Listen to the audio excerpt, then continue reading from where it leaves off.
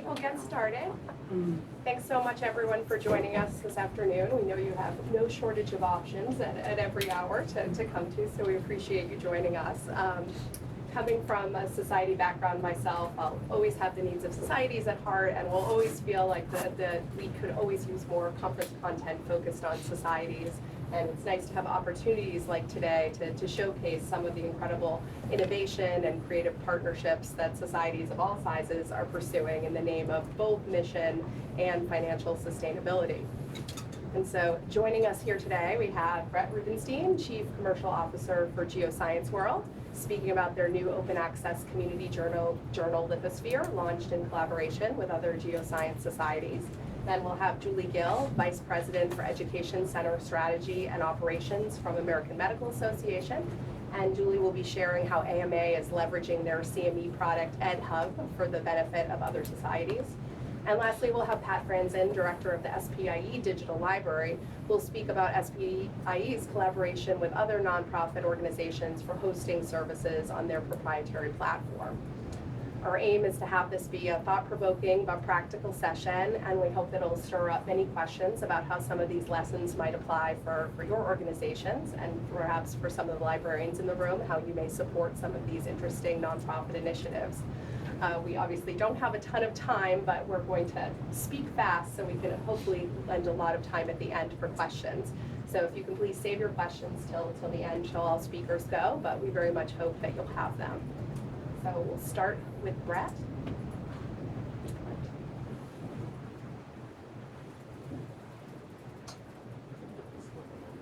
You're going to go around. Hi, everyone. Good afternoon. I think you Oh.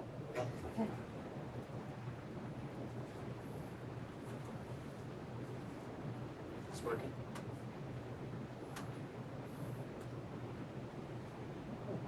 Yeah. Oh, okay. Thank you. Good afternoon. I'm Brett Rubenstein. I'm the Chief Commercial Officer with Geoscience World. I've only been with GSW a short time, just about 4 months. Prior to that, I was at IOP Publishing, and prior to that, Springer. So I wanted to just give a brief overview about GSW, about our founding story and where we come from, and some of the activities within our business. I'm going to talk and continue to link back to our sort of economic models, given that sustainability is funding is here what we are discussing. Obviously, as with any organization, the financial underpinnings are wider. Any decision making is much wider than that, and as a nonprofit, it's even more wide than you would find in a commercial organization. But that is what we are here to discuss. So GSW has something of an interesting backstory. It was founded about 15 years ago by a group of 7 geoscience publishers. At that time, one of the biggest challenges facing publishers, both from technical development, but also size of investment and cost, was digital distribution, investment in tech platforms. I think when you think about societies today and all the challenges that they face in their publishing operations, I think the options back then were largely the same as what they're facing now. Either they go it alone and make their own investments, fund their own operations, which are considerable when you're talking about platforms, editorial operations, other software, sales teams, all the people that you would need to run a professional publishing operation. The second option you see people pursuing and societies pursuing is partnerships with commercial publishers, where they could take advantage of the large economies of scale available there. And I like to think of GSW as a third option. These 7 founding geoscience societies decided that they didn't want to individually invest in all of the operations and all of the technical investment in a platform and all of the costs that went along with that. But they also didn't want to publish in partnership with commercial publishers and give up that much of their operations. So the third option they came up with was to collaborate themselves, to pool their investment and to try to achieve the economies of scale that you might see with a larger organization by working together. There's a few different areas of our business that I want to discuss. For the librarians in the room, the one that will be most notable to you is our aggregation business. So from those 7 publishers, we now have 29 different publishers and 47 different journals within the GSW platform. We also have an ebooks program with 11 publishers, 2,200 books, and to that we also have about 4 million GeoRef records from the bibliographic database from the GSI. 15 years of sales of this platform and of this resource for geoscientists. GSW has built a distribution and fulfillment organization. We have salespeople, we have a network of agents, and what we've done over the years, as you can see from these two charts, both showing our year-on-year income growth and our royalty growth for our publishers, is we've managed to continue to deliver financial proceeds to our society partners. One of the things to bear in mind when you see these charts is that because of the way we're structured and because of the financial model behind GSW, this type of financial gain and growth isn't financial gain for its own sake, and these funds and additional revenues that we bring in every year don't sit or reside with GSW itself. So the way our model works is that after our expenses are covered, after the cost of our operations, our staff, our people, any surplus that we generate, goes into two separate pots. The very small pot, 7% of it, stays with GSW. It goes to our operating reserve and what you might imagine is a very modest R&D fund. 93% of any surplus that we generate goes back to the societies who provide the content on the platform. The way that works and the way the royalties are delivered is done through a combination of the factor of the content that they add to the GSW platform that we license and the usage of that content, which we use as a proxy for value from our customers from the 1,200 libraries or so who license the content. So over the years to our aggregation business, we've managed to return $38 million in surplus to our participating publishers and our societies. The second area of our business that I just wanted to briefly discuss is a newer initiative. It's something called Society Services. We started a couple of years ago. I'm very optimistic about what we might be able to do to extend it to our current publishers and also to extend to other publishers who are not currently with GSW. But the idea behind Society Services is that over the years, GSW has developed the capabilities of an aggregation operation. We have salespeople, we have marketing people, we have fulfillment operations, we have IT and platform teams. And whereas all of those capabilities were developed to serve the aggregation business and our customers globally, the idea with Society Services was whether or not we could extend those services to some of our publishers who still have their own independent publishing operations. So whether they are part of the geoscience world aggregation, they are still publishing their own, fulfilling their own subscriptions, in some cases hosting their own platforms. So through Society Services, we have publishers who are hosting their version of record and their articles on our platform through our partnership with Silverchair.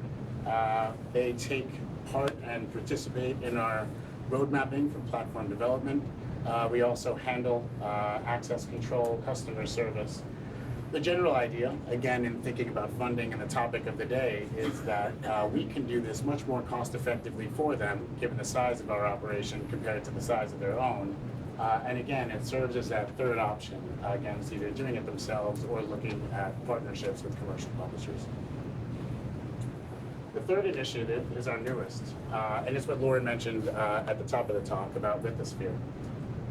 Again, the running idea through Lithosphere and 2OA, is the ability for our publishers to contribute and share in the investment in a new development in publishing. And one of the new challenges that they're trying to address, which won't stay on the screen, of OA. So Lithosphere is what we're calling a community journal. A couple of months ago, I'm just going to stop trying.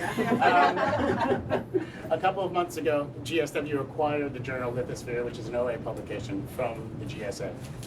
And in January, we're going to be relaunching it. The scope is going to be broadened. And Lithosphere is going to take submissions directly from geoscientists and authors around the world.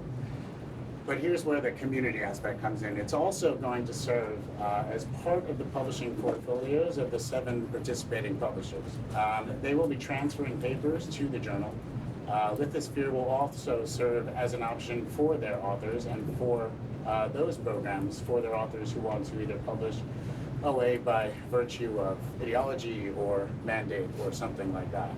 And the way, again, as with everything that GSW does, the way the economics and the funding work is that we are sharing in this initial investment, both GSW and the publishers. And in a few years, hopefully, when the journal funds itself and can generate a surplus, then any revenues, any surplus that exists will then be shared with the publishers who participated.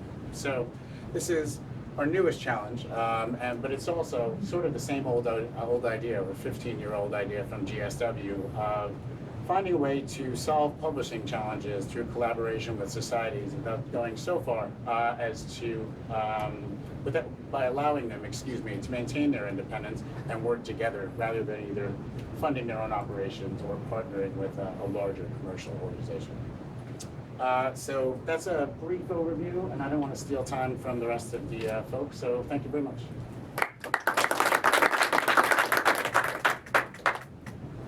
Hopefully your slides will.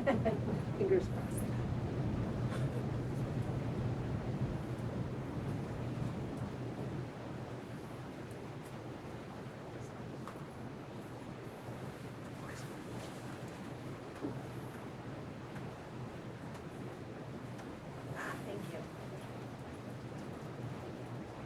Good afternoon, I'm Julie Gill. I am the General Manager of AMA Ed Hub, which is AMA's new education delivery platform.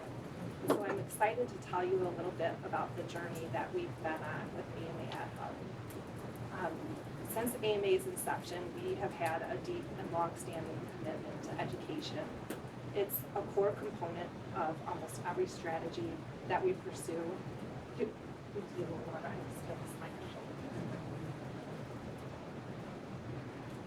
It's a core component of almost every strategy that we pursue. It is really viewed as a critical tool to help advance our mission and our strategies. And so we took, several years ago, a really hard look at how AMA was delivering education. And what we saw was that we had some really strong individual products. But what we saw was a very siloed and disconnected portfolio of education. There was no journey that a physician or a learner could take that would help them take advantage of all the education that AMA had to offer. They had to search and navigate disparate and sometimes inconsistent experiences. We also recognized that we were not, through our development efforts and our other resources, we were not pursuing advancement in a way that would confer benefit across our entire portfolio of education. And at the same time, we really recognized, though, that there was a real opportunity for us to innovate and extend the impact of our portfolio. We were seeing that across the AMA, there were similar and complementary visions and aspirations for how we can better support lifelong learning for physicians that were emerging. So within our publishing area, in the JAMA network, in our health and science area. And so our CEO really charged us with exploring how we might pursue a unified strategy for delivering education that would better serve the needs for physicians. And so that is exactly what we did. As we developed this strategy, we outlined a set of 4 goals for it. So first and foremost, we want the education that we deliver to help physicians, help other healthcare professionals improve outcomes for patients. That's key. We also have a very lofty goal in terms of making our education delightful to the learner. That means that it's relevant and efficiently delivered. That means it adheres to the best practices in adult learning. Thirdly, for physicians, we know that they're learning all the time, but they are not always getting credit through their continuing medical education for that learning that's occurring, because that credit is often divorced from the process of care. So one of our goals is to better connect that learning and that credit that occurs.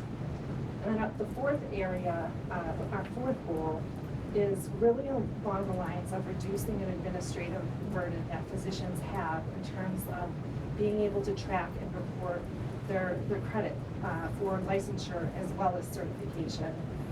Our goal is to make that effortless for the physicians, so they're spending less time on paperwork, more time to take care of their patients. So with these goals in mind, we outlined a set of strategic requirements that we wanted to achieve.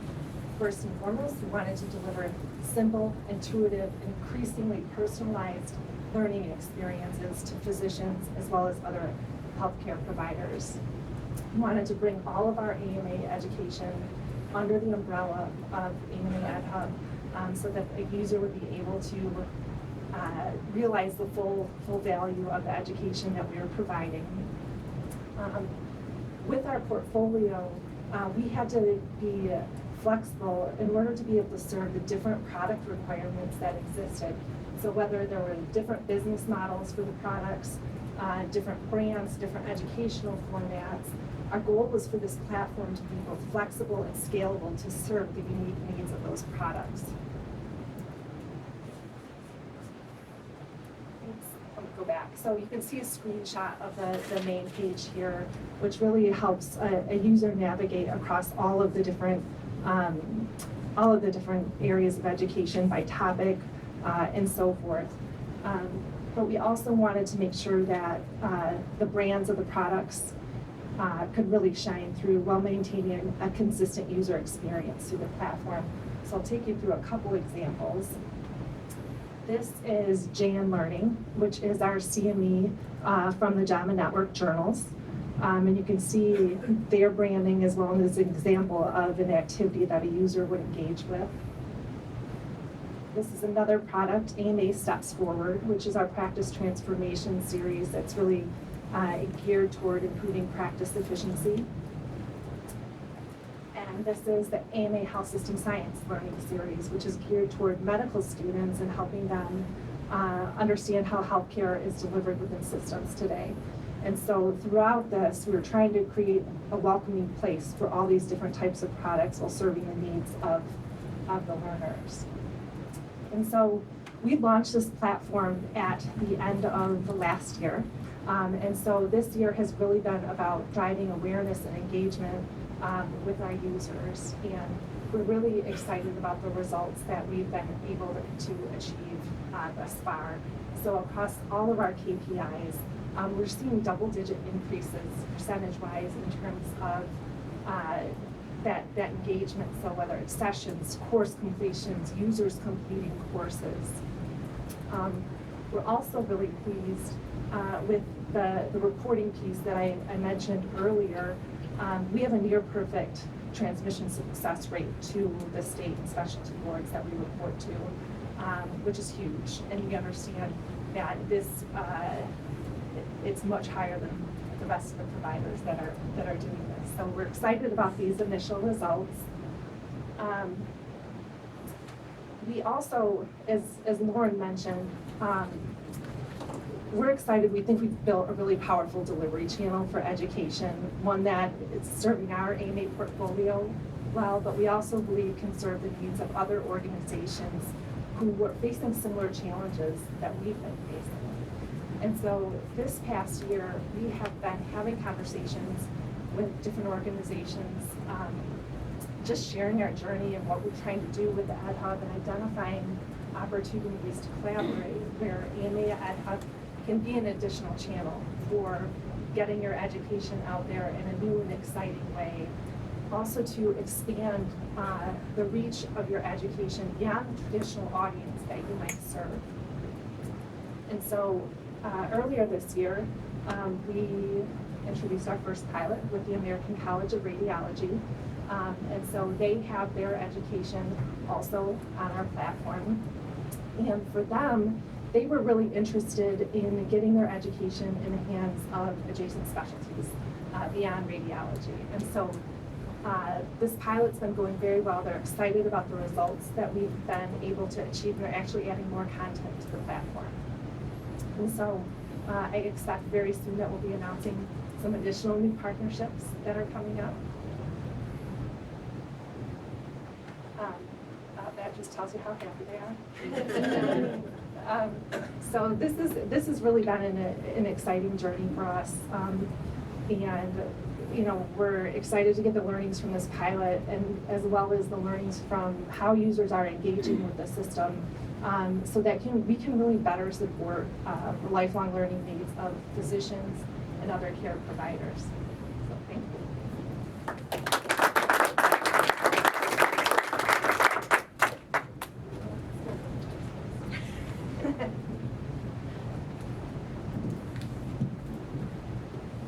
All right, Patrick Franson, Director of the SPIE Digital Library.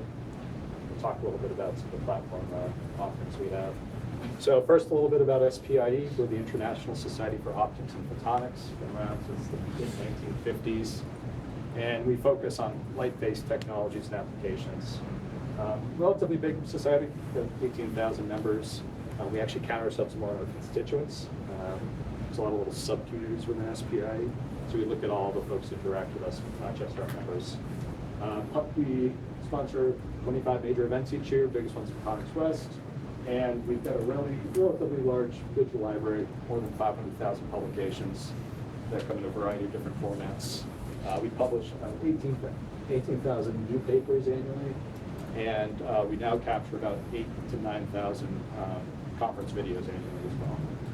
And in 2017, we actually relaunched our digital library platform on an internally built solution using Microsoft Dynamics CRM. Just a quick snapshot of what we look like at SPIE. Our makeup's somewhat different from most societies. We have a build, not buy mentality, and as a result, invest heavily in IT. IT is by far the largest department in the building. It's also the one that is the fastest growing. And we take our location in the country, we use it to our advantage, I should say, in that we're about 80 miles from Microsoft. So our entire technology stack within the building is a Microsoft technology stack because we've got the availability of coaching away some talented folks from the organization. So similar yet unique publishing challenges. I think these will not come as a surprise to anyone. There's a lot of consolidation going on. The big commercials continue to swallow smaller societies. You've got new journals being launched seemingly on a daily basis that compete with a lot of the society standards. Open access, obviously there's been a lot of conversation about that today and throughout this week. Open access for us is tricky in that we have a very strong corporate subscriber base. And in an open access world, that revenue disappears. We don't anticipate Intel, Samsung, Apple, some of our major subscribers reinvesting the dollars they were spending on subscriptions back into scholarly communications. We just assume it disappears. Obviously, library budgets continue to shrink or remain flat. And in our case, we, again, have very diverse content requirements.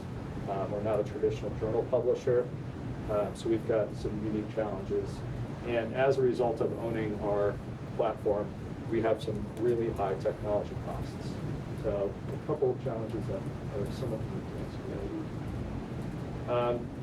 So as a way to try to correct this, we actually started pursuing some not-for-profit platform partnerships and talking with other not-for-profit organizations about joining with us in a collaborative effort to build a platform that better serves all of our collective needs. So we launched our platform in August of 2017. Lauren and the team at BioOne started talking to us in 2016. And the idea was using our technology stack to support the BioOne Digital Library and allow them to leverage some of our in-house expertise and help fund the technology projects that we wanted to manage internally. So BioOne was our first partner. We recently signed Project Euclid. They're our second partner. We're looking for other potential partners to come down the line. And the idea, like I said, is it's co-development that hopefully results in cost savings for all of the parties involved. We also emphasize the role of collaboration. And in our discussions with both BioOne and Project Euclid, feature sets and enhancements that were never on our radar came through conversations with them. So our products become much stronger as a result of these conversations and this dialogue. Our expectation is theirs will as well. So just a couple quick snapshots on who we're working with. BioOne's an aggregation of more than 200 titles in biological, ecological, and environmental sciences. Comes from 155 not-for-profit organizations. And when we were speaking with Lauren and BioOne, they are a very mature product, didn't have a lot of growth in the academic markets, and they had pretty high technology costs for their current platform provider, and faced what was going to be an inevitable transition. Changing platforms is not cheap, and in the course of talking with them, we came up with a solution that allowed them to save some money in the long term, give them ownership and some flexibility with what they wanted to do with their content. And like I said, in terms of us, it gives us some extra revenue or extra margin to develop new technology features in a cost-effective way on the platform. And BioOne launched December 31st last year. So we're about 10 months in, and so far I would say it's been a very positive and productive relationship. Project Euclid, Leslie's here, is an online database, mathematics and statistics, that's cooperated by Duke University Press and the Cornell Library System. So similar in terms of the model, kind of with BioOne. They're actually hosted on an internally managed platform. But the technology stack that they're using is a little antiquated. There's obviously a lot of cost maintaining your own internal platform, and they made the decision to explore external options. And we had really good conversations, and I think the idea of mission alignment and working with a library system with other not-for-profit organizations was appealing. And we expect Project Upin to launch the fall of next year. So just a couple early takeaways. Again, we're still in the early stages of our partnership exploration. It is, first and foremost, going from a publisher to a service provider is kind of a strange transition. It's not necessarily an easy one, we're still learning. Hopefully getting better. But it's actually made our team stronger. Because you have those external expectations that help drive what you're doing. And generally, people listen to external stakeholders a little bit harder than you listen to internal stakeholders. The other big thing that we've been emphasizing across both relationships is the idea of partnership and collaboration. Nothing's seamless, there's going to be bumps in the road, things are going to break, it's all how you react to them. And what we emphasize in both relationships is the idea of transparency, and that there's nothing behind the curtain. Whenever anything happens, they're alerted immediately. They have full views into our ticketing system. We use a Slack, a variety of different chat avenues, and there's really just constant dialogue going on between my technical team, project managers at these organizations, and their technical people on what we can do, what we need to do to make the products better and fix problems. And then just a couple other things. Collaboration is invaluable. And given the current state of scholarly publishing, if we're going to be a sustainable society or a sustainable not-for-profit, I think it's a time that people need to start taking chances. We're generally a pretty conservative group, and I don't think that conservatism is going to, afford a great future for all of us. So, thank you very much.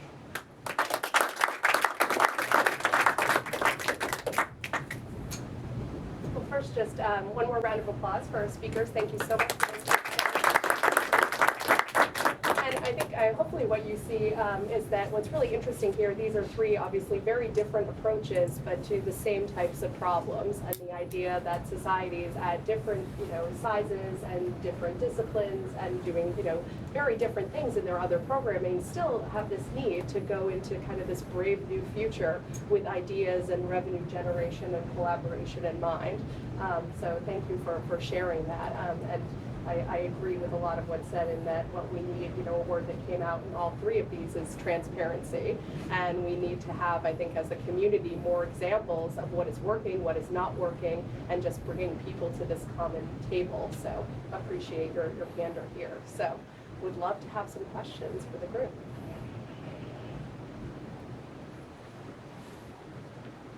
My name's Maddie Adam. I think it's like Multiple Society of Americans in Francisco. And we're on Geoscience World's platform, so I guess I'm just speaking out of curiosity, is there any, or both of your aggregate platforms are science-based? Is there anybody that you know that's doing anything for the humanities or other disciplines? Well, certainly Project Muse is a wonderful example.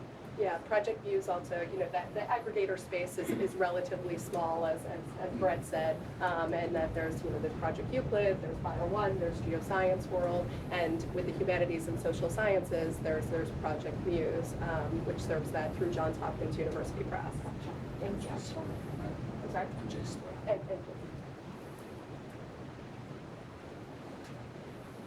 yes, We have a question for Brett.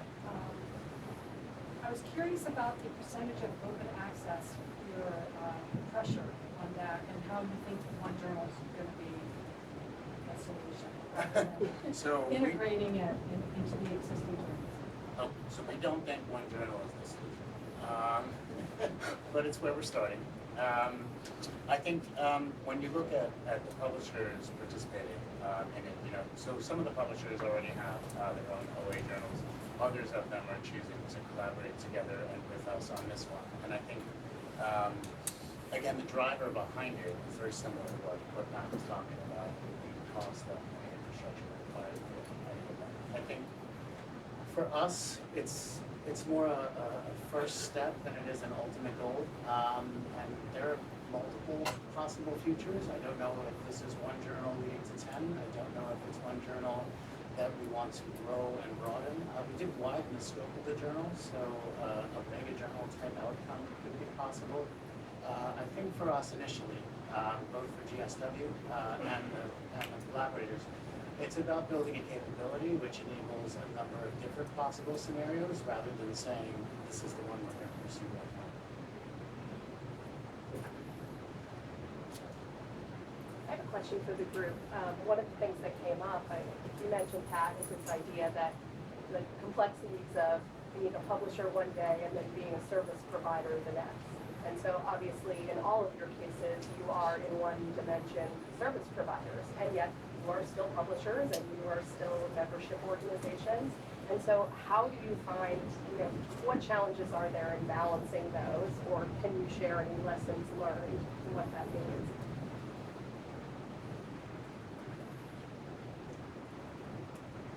So I would say, pull back to transparency. As we went through the process, we were completely transparent with all of our volunteer leadership and presented them with a couple different case studies of why we thought it was the right idea. Obviously, the financial component was a big one, but also, again, just broadening our horizon. SPIE is in Bellingham, Washington.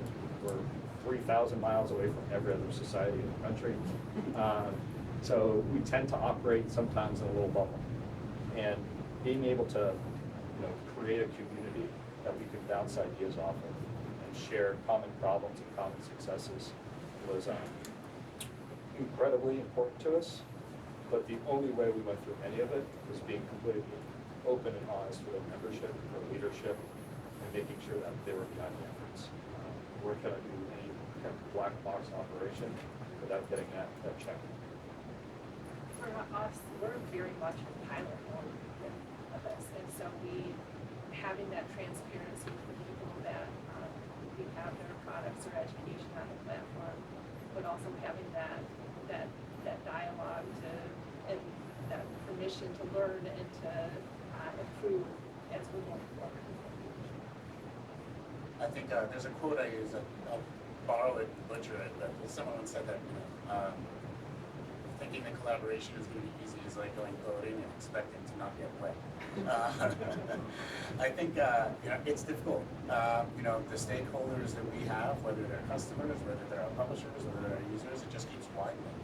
And because of our operating model, collaboration is at the core of what we do. So it's certainly more time, more discussions, and I'd certainly echo the idea of transparency. You know, there are going to be issues, there are going to be problems, and the wider the group, the fewer of them that are going to be happy with any given thing. But I think, you know, trust is built in those ways, and being open about what's going on, both positive and negative, is the type of approach that you need to build up the trust for when the real problems hit, and then you have something really important. I can say also, as a publisher, not part of our IT group, it's actually strengthened our voice internally.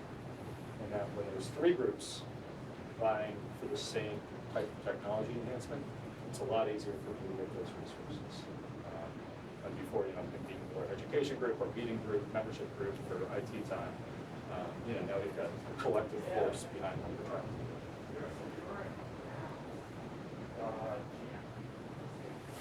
do. Sami from Maurice. I would be interested to find out if you look into other types of content. So obviously, the question comes from me here. So you talk a lot about articles. You talk a lot about videos and conference proceeding. Is there anything else that you discover that you see coming up in the future from your point of view? So if you take a look at the 3 platforms that we're currently managing or building, most of the content's pretty traditional. I know when I think of the SPIE perspective, we're, again, a conferences-based organization, and there's an enormous amount of great content that flows through our conferences that isn't actually captured. Capturing our presentation recordings was a big one for us. Capture the slides with the presenter narrative, also with transcription. We're constantly looking at posters, other content types that are being presented or shared in these forums that are clearly valuable to the community, otherwise they wouldn't be sharing it, and trying to figure out how we can actually retain those as a permanent record. So yeah, and that's the idea, is we're constantly trying to push the envelope in terms of what we can do innovatively. Doing that is wildly expensive, which is why we're looking to create a community behind these efforts. So a lot of your collaborations predicated on transparency. Have you run into issues with organizations that are averse from being transparent? Have you confronted those challenges?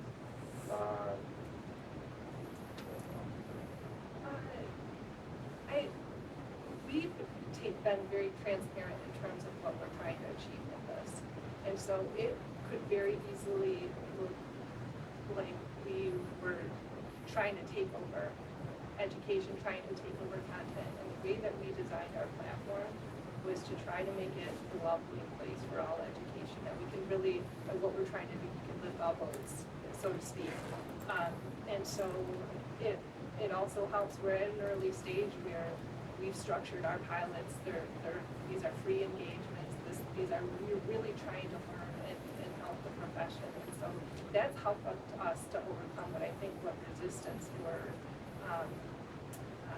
maybe lack of transparency would have been with potential collaborators.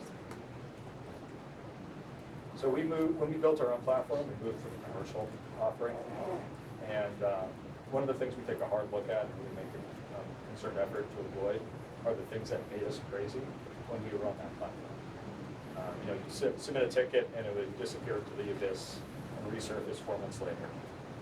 Again, we've got all of our ticketing is completely open to all of our partners.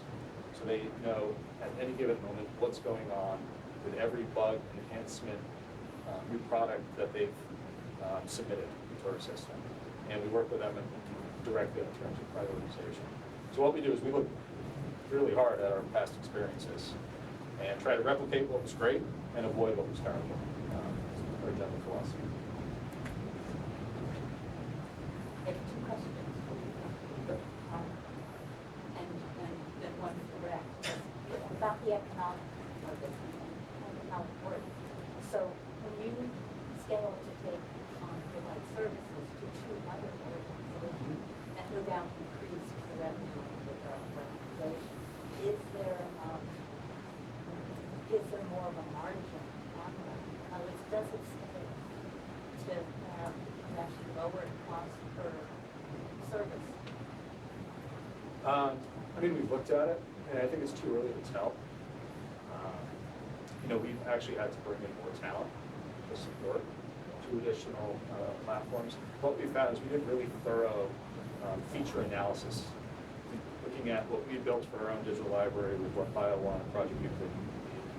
In both cases, the requirements were about 95% identical. So we already started from we had a starting point, we were basically there. There was just some tweaking, some customization, and, some feature sets that we had handled.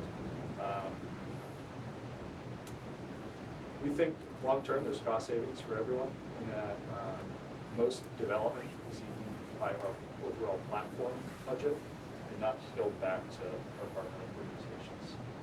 The only time anyone incurs production or platform enhancement costs is if it's a feature that is completely unique to that partner, and we don't see any other scenario that anyone else involved in the collaboration could take advantage of. So long term, we expect there's going to be cost savings for everybody. It just takes a little while.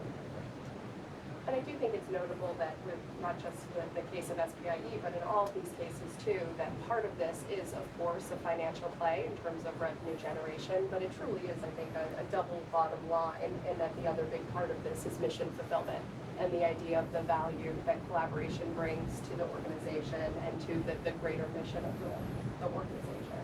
So probably time for one more quick question if you want to follow up. Well, it was actually going to be the question to Brad about, does this seem to be relatively expense neutral for now? Or is it actually, Is what expensive? the use of the platform? With the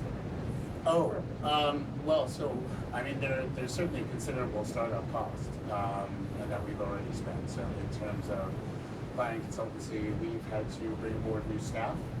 We also have some partnerships which we have to pay for. The longer term plan is that it will be profitable once it pays for itself, but it's certainly going to take a couple of years. Probably 2 to 3 years, I would say, if all goes well. But again, that would pale in comparison to the costs that any of the individual societies would have, and everyone gets the opportunity to share in equal measure on the cost and any expected gains. Thank you. Sure. Well, thank you so much to our speakers one last time, and thanks for joining us.